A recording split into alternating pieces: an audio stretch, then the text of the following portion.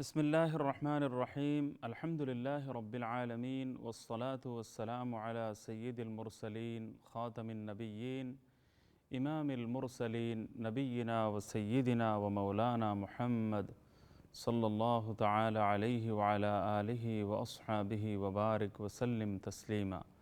رب زدني علما رب اشرح لي صدري ويسر لي أمري واحلل عقدة من لساني يفقه قولي.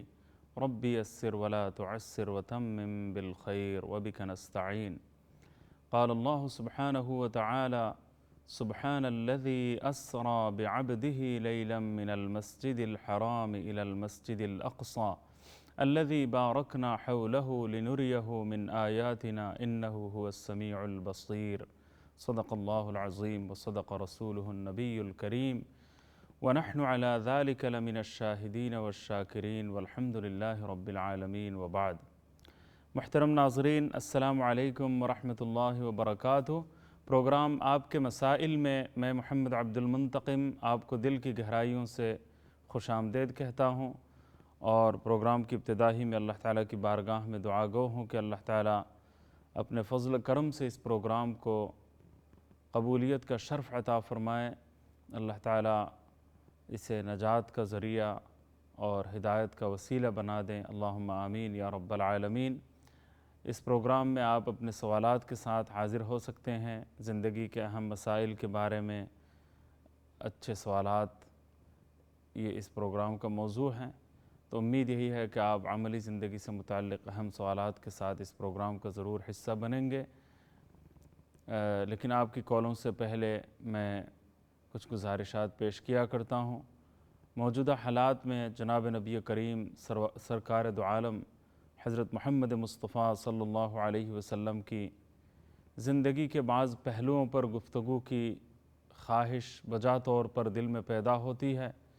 موجودہ حالات ایسے ہیں اور بعض گستاخوں کی ہرزہ سرائی کے دل خراش واقعات اس انداز میں رونما ہو رہے ہیں کہ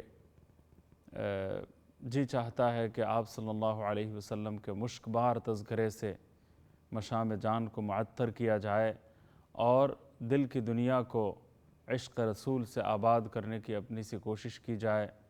لیکن میں وہ زبان کہاں سے لاؤں، وہ الفاظ کہاں سے میں استعارے کے طور پر میں حاصل کروں کہ جن کے ذریعے میرے نبی کریم سرکار دو عالم صلی اللہ علیہ وسلم کے تذکرے کا کوئی ادنا حق ادا ہو سکے.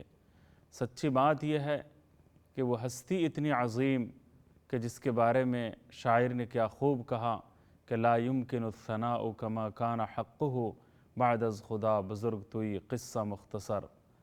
کہ آپ صلی اللہ علیہ وسلم کی ثناخوانی اور آپ صلی اللہ علیہ وسلم کی سیرت طیبہ اور آپ کی عظمت مقام اور آپ کی رفعت شان کے بارے میں ہم جو کچھ بھی بولیں گے، جو کچھ بھی کہیں گے اور جتنا ہم تذکرہ کریں گے، خلائیں اگر بھر جائیں اور پوری تمام سمندروں کے سارا پانی سمندروں کا اگر سیاہی بن جائیں، ساری لکڑیاں اگر قلم بن جائیں اور پھر بھی ہم لکھیں اور لکھتے چلے جائیں، سمندر کا سارا پانی ختم ہو جائے اور سارے قلم اور ساری دنیا کی تمام لکڑیاں اور درخت سب اگر ٹوٹ جائیں، پھر بھی آپ صلی اللہ علیہ وسلم کے تذکرے کا حق ادا نہیں ہو سکتا.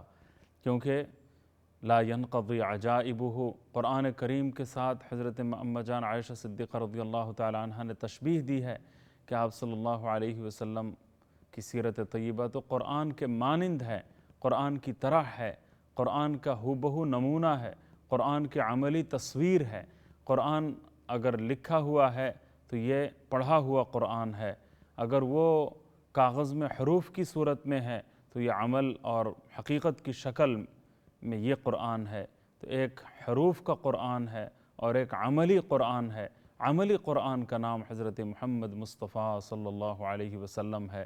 تو اس قرآن کے عجائبات جس طرح ختم نہیں ہو سکتے، حدیث کی روح سے عجائبات قرآنی کبھی ختم نہیں ہو سکتے، اسرار قرآنی کبھی ختم نہیں ہو سکتے، رموز قرآنی کی کوئی انتہا نہیں ہے، اور زمانہ جوں جوں گزرتا چلا جائے گا، وقت جتنا بدلتا چلا جائے گا، حالات پلٹے کھاتے چلے جائیں گے، صدیاں بدلتی چلی جائیں گی، تو قرآن کریم کے معانی میں بھی نئے افق کھلتے چلے جائیں گے، اور مضامین کی وسعت میں اضافہ ہوتا چلا جائے گا، اور نت نئے مسائل کا حل قرآن کریم کے معجزانہ الفاظ سے وقت گزرنے کے ساتھ ساتھ نکلتا چلا جائے گا۔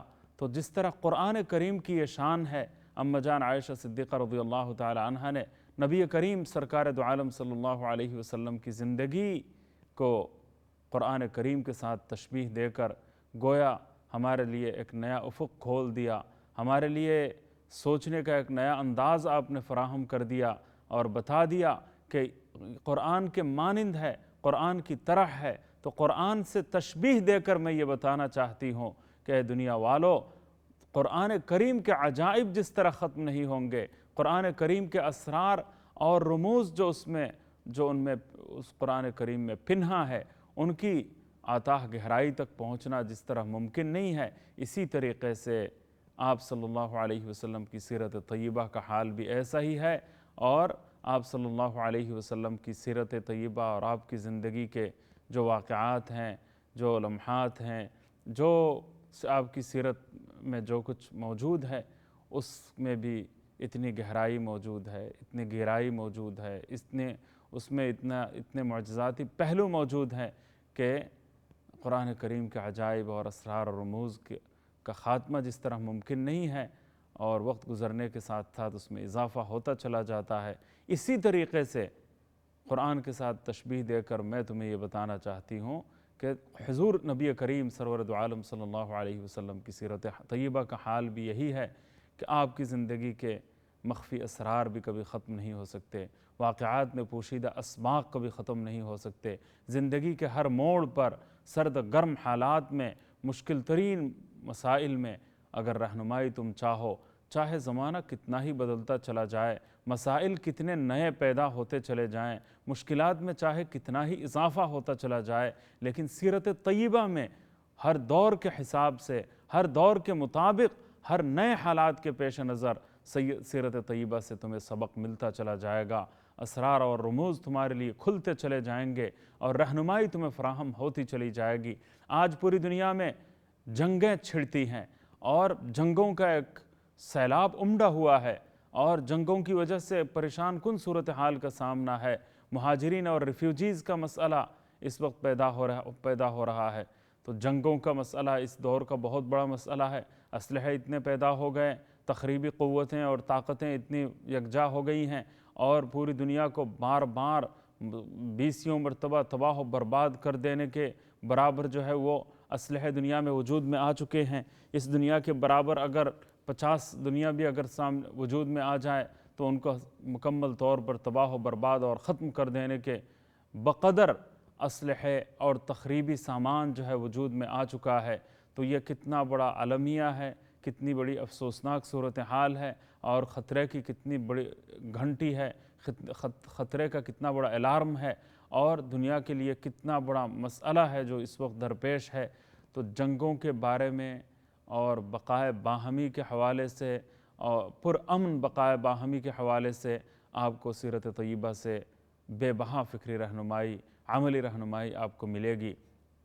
مختلف اقوام کے ساتھ مل کر ایک ساتھ رہنے اور طرز بود و باش کو پرامن بنانے کے سلسلے میں آپ صلی اللہ علیہ وسلم کی سیرت طیبہ سے بڑی رہنمائی ہمارے لیے فراہم ہوتی ہے۔ قومی حالات کے سدھار کے لیے اور بین الاقوامی حالات کو پرامن طریقے سے حل کرنے کے لیے آپ صلی اللہ علیہ وسلم کی سیرت طیبہ ہمارے لیے جیتا جاگتا نمونہ ہے، اور دنیا میں بھی نجات اسی سیرت طیبہ کے ذریعے ممکن ہے، اور آخرت میں بھی اگر ہم کامیابی چاہتے ہیں اور نجات سے ہم کنار ہونا چاہتے ہیں تو واحد راستہ یہ ہے کہ حضور نبی کریم سرور دو عالم صلی اللہ علیہ وسلم کی سیرت طیبہ سے بھرپور طریقے سے رہنمائی حاصل کی جائے۔ دہشت گردی ایک بہت بڑا مسئلہ ہے آج کے دور میں، لیکن دہشت گردی کہتے کسے ہیں؟ دہشت گردی کی تعریف کیا ہے؟ جس کو ہم انگلش میں ٹیررزم کہتے ہیں۔ تو اس کے بارے میں دہشت گردی بہت بڑا مسئلہ ہے۔ اس سلسلے میں جو رہنمائی ہمیں سیرت طیبہ سے ملتی ہے، حضور نبی کریم صلی اللہ علیہ وسلم کی زندگی سے جو رہنمائی ہمیں فراہم ہوتی ہے، کسی اور جگہ سے آپ کو رہنمائی فراہم نہیں ہو سکتی۔ سبحان اللہ۔ لا اکراہ فی الدین کے ذریعے آپ صلی اللہ علیہ وسلم نے کیا پیغام دیا، جرائم کی بیخ کنی کے لیے، جرائم پیشہ عناصر کے خاتمے کے لیے اور ان کو جرائم سے روکنے کے سلسلے میں اسلام نے جو عظیم الشان نمونہ ہمارے لیے پیش کیا ہے، آپ صلی اللہ علیہ وسلم نے ان کے ساتھ جو ہمارا انداز اور اطوار جو ہونے چاہیے، جو ہمارا سلوک ہونا چاہیے، اس کے بارے میں آپ صلی اللہ علیہ وسلم نے جو رہنمائی فراہم کی ہے، وہ میں سمجھتا ہوں کہ یہ بھی بیان کرنے کے قابل ایک موضوع ہے، اور اس سلسلے میں ہمیں صحیح رہنمائی آپ صلی اللہ علیہ وسلم ہی سے اور آپ کی زندگی ہی سے ہمیں مل سکتی ہے۔ سبحان اللہ۔ انتہا پسندی اور ایکسٹریمزم کے بارے میں بڑا اس وقت واویلا اور بہت بڑے بڑے بیانیے دیے جاتے ہیں، تو لیکن ایکسٹریمزم کے بارے میں اور اعتدال اور میانہ روی کے حوالے سے سیرت طیبہ سے جو روشنی ہمیں حاصل ہوتی ہے، جو رہنمائی ہمیں فراہم ہوتی ہے، کسی اور جگہ سے وہ رہنمائی آپ کو اور مجھے فراہم ہو ہی نہیں سکتی۔ میں نے ایک مرتبہ غیر مسلم کچھ حضرات تھے، کچھ لیڈران تھے، مذہبی لیڈران اور مذہبی پیشوا تھے، تو یہاں اس ملک میں تو مجھے خطاب کرنے کا موقع ملا، تو وہ دہشت گردی کی روک تھام کے لیے یا ناخوشگوار جو واقعات پیش آتے ہیں ان کے سلسلے میں اسلام کا عملی نمونہ کیا ہے، خاص طور سے ایکسٹریمزم کے بارے میں، انتہا پسندی اور شدت پسندی کے حوالے سے وہ پروگرام تھا، اور اس میں نوجوانوں کو کسی بھی قسم کے جو برے اقدام سے روکنے کے لیے تمام مذہبی پیشواؤں کو یہاں ایک میئر صاحب نے بلایا تھا ایک مرتبہ، تو ان کے ساتھ مجھے بھی جانے کا موقع ملا۔ تو اس موقع پر میں نے کچھ گزارشات پیش کی تھیں، دل چاہتا ہے کہ ان کا خلاصہ بھی آپ کی خدمت میں پیش کروں اس خاص موقع کی مناسبت سے، تاکہ آپ کے سامنے ایک نیا پہلو جو ہے وہ اجاگر ہو، سامنے آئے۔ تو میں اس پر بات کرتا ہوں، پہلے کالر سے بات کر لیتے ہیں۔ جی السلام علیکم۔ جی السلام علیکم۔ السلام۔ جی آپ کیا کہنا چاہیں گے؟ جی میرا ریکویسٹ کرنے سے میرے بیٹے میرا بہت پریشانی رہتی ہے، تقریباً بہت ہی تکلیف ہے، تو واسطے خدا اگر میری مدد کریں، اگر آپ سے ہو سکے تو بہت مہربانی اچھا، ہوگی۔ آپ کے الفاظ مجھے سمجھ میں جی نہیں آ رہے، آپ ذرا ٹیلی فون سے آواز نہیں آ رہی۔ جی یہ ہمارے ساتھی اگر سمجھ لیں آپ سے بات کر کے۔ جی دوبارہ بتائیے گا کیا کہنا چاہیں گے آپ؟ تو وہ اصل میں بہت زیادہ اس میں شور ہو رہا تھا اور کافی تیز آواز تھی، تو اس وجہ سے الفاظ بھی سمجھ میں نہیں آ رہے تھے۔ اگلے کالر سے میں بات کر لیتا ہوں۔ جی السلام علیکم ورحمۃ اللہ۔ وعلیکم السلام، کیسے ہیں آپ؟ الحمدللہ، اللہ کا فضل و کرم ہے، اللہ تعالیٰ کا احسان ہے۔ آپ خیریت سے ہیں؟ مہربانی، اللہ کا شکر الحمدللہ۔ ایک تو یہ عرض ہے، یہ دیکھیں آپ پوری یہ انسانیت کی دعا کریں، یہ وبا جو ہے بڑی پریشانی ہے لوگوں کو۔ ہمارے کافی عزیز بھی جاننے والے بھی وفات پا چکے ہیں کورونا کی بیماری سے، تو یہ بہت پھیل گئی، لاک ڈاؤن لگا ہوا ہے، مساجد بھی بند ہے، گھر پر ہی نماز پڑھ رہے ہیں، بس کلام پاک کی تلاوت کرتے ہیں، استغفار بھی کرتے ہیں، لیکن ظاہر ہے بچے ملنے پہ نہیں آ سکتے ہیں، باہر سے آتے ہیں، باہر سے چلے جاتے ہیں، اور آگے نہیں ہیں، تو اس وجہ سے پریشانی ہے، دعا فرمائیں اللہ تعالیٰ۔ تو دوسرا ایک مسئلہ پوچھنا تھا کہ بیٹی ہے، اس کے 2 بچے ہیں، ایک بیٹی ہے اور ایک بیٹا، تو میں وصیت کرنا چاہتا ہوں، جو مکان میرا جو ہے وہ اس کی بیٹی کے یعنی نواسوں کو، تو وہ حصہ کس طرح تقسیم کرنا پڑے گا، یعنی 50-50 یا شرعی لحاظ سے کیا تقسیم کیسے ہوگی؟ یعنی آپ صرف بیٹی کی اولاد کو آپ دینا چاہتے ہیں؟ نواسا اور نواسی۔ تو अच्छा, तो बेटा नहीं है आपका?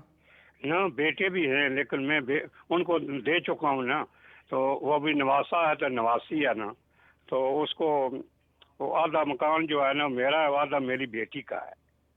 अच्छा, आधा तो मकान जो बेटी का है। जी हाँ, दूसरा मकान जो किराए पर दिया हुआ है, तो वो मेरी बेटी चाहती है कि वो अपने बेटे को और बेटी को ये वसीयत करना चाहती है। अच्छा, बेटी चाहती है तो अगर वो वरासत के हिसाब से अगर वो देना चाहती हैं तो जी फिर बेटे को डबल और बेटी को आधा, ये इस तरह का तरीका अच्छा, होता है। फिर 1/3 देना पड़े इसको बेटी के फर्ज यानी करने कीमत तो हाँ, वो तीन साठ तीन 60,000 अगर कीमत हो देखिए, पाउंड। तीन हिस्से करके तीन हिस्से करके 2 हिस्से बेटे को और 1 हिस्सा बेटी को, इस तरह वसीयत के इस तरह अगर तरीक़ा अपनाया जाए तो वो वरासत के हिसाब से जो तरीक़ा है वो वही दुरुस्त है, और ज़िंदगी में उसी के मुताबिक देना ये ज़्यादा बेहतर है। लेकिन चूँकि ज़िंदगी में देना ये गिफ्ट के दर्जे में है, वो वरासत का जो मसला है वो लागू नहीं होता। तो इसलिए अगर उसके किसी जायज़ वजह की बुनियाद पर, या अगर समझ लें कि कुछ कमी बेशी हो जाती है तो उसका जवाज़ मालूम होता है, अगर कोई सही और माकूल वजह पीछे हो। लेकिन फिर भी उलमा कराम ने फरमाया है कि बाद में किसी किस्म की चपकलिश से और परेशानी से और लड़ाई झगड़े से उनको बचाने के लिए अगर ज़िंदगी में कोई तक़सीम करना चाहे तो तक़सीम जो है वरासत के हिस्सों के मुताबिक जो है वो तक़सीम करना ये ज़्यादा बेहतर है। तो बेटा और बेटी में बेटे को डबल और बेटी को निस्फ़ यानी आधा देना, अगर एक बेटा और एक बेटी है तो 3 हिस्से कर लिए जाएँ, 2 हिस्से जो है बेटे के लिए और 1 हिस्सा बेटी के लिए। इस तरह की तक़सीम अगर की जाएगी तो वो वरासत के मुताबिक है। हाँ, अगर ज़िंदगी में कोई देना चाह रहा है तो वसीयत नहीं है बस, बल्कि ज़िंदगी में देना चाहता है तो वो हिबा और गिफ्ट देने के दर्जे में है और उसका हुक्म गिफ्ट देने का है। तो इसमें भी किसी को उसमें कुछ कमी बेशी अगर हो जाए तो उसका जवाज़ है, बशर्ते के शर्त यह है कि किसी वारिस को वरासत से महरूम करने के लिए साजिश के तौर पर ऐसा कोई काम न किया जाए। किसी वारिस को वरासत से महरूम करने के लिए कोई साजिशी तरीक़ा अगर कोई इख्तियार करे तो वो बात जो है शरीयत में दुरुस्त नहीं है। तो बहरहाल मेरी बातों से आपको, लेकिन अगर ऐसी कोई बात नहीं है और ज़िंदगी में कोई जायज़ वजह मौजूद है, मिसाल के तौर पर मैं आपको कहना चाहता हूँ कोई ज़िंदगी में अपना माल और अपना जो तरका है या जो माल छोड़ जाएगा वो कोई अगर अपने औलाद में तक़सीम करना चाहता है तो उसमें बाज़ औलाद जो है पहले ही से माली लिहाज से बहुत मुस्तहकम हैं और उनके पैसे हैं, कारोबार हैं। एक बेटे को उन्होंने आलिम दीन बनाया, हाफिज़ कुरान बनाया, तो उसका कोई इनकम ख़ास नहीं है या तक़वा उन सब के मुकाबले में इसमें ज़्यादा है और गुर्बत इसमें ज़्यादा है। तो अखलाक़ी एतबार से नेक अमाल के लिहाज से एक अगर फ़ाइक़ हो, बेहतर हो और फिर गुर्बत भी हो, एहतियाज भी पाया जाए, तो ज़िंदगी में अगर थोड़ी बहुत कमी बेशी अगर इनके लिए हो जाए कि दूसरों के पास माल भी है और वो ज़रा पोजीशन उनकी अच्छी है, माली पोजीशन बेहतर है, किसी किस्म की कोई तकलीफ़ उनको लाहिक नहीं है, तो अगर बराबर सराबर में तक़सीम करूं तो उस सूरत में ये बेचारा बिल्कुल माज़ूर आदमी या उसका इनकम कोई नहीं है, हालांकि तक़वा और अमाल के लिहाज से वो बहुत ही आगे हैं, तो उसकी काफ़ी कमी हो जाएगी या तकलीफ़ हो जाएगी। चलो इनके पास कुछ पॉजिटिव साइड हैं, तो कुछ मुस्बत पहलू हैं, उनकी बुनियाद पर मैं इनको थोड़ा सा ज़्यादा दे देना चाहता हूँ। तो ऐसी कोई जायज़ वजह अगर पीछे से कार फरमा हो तो ऐसी सूरत में मामूली कमी बेशी का जवाज़ उलमा कराम ने बयान फरमाया है। तो ऐसी जायज़ वजूहात अगर पीछे मौजूद हों तो फिर मामूली कमी बेशी का जवाज़ है।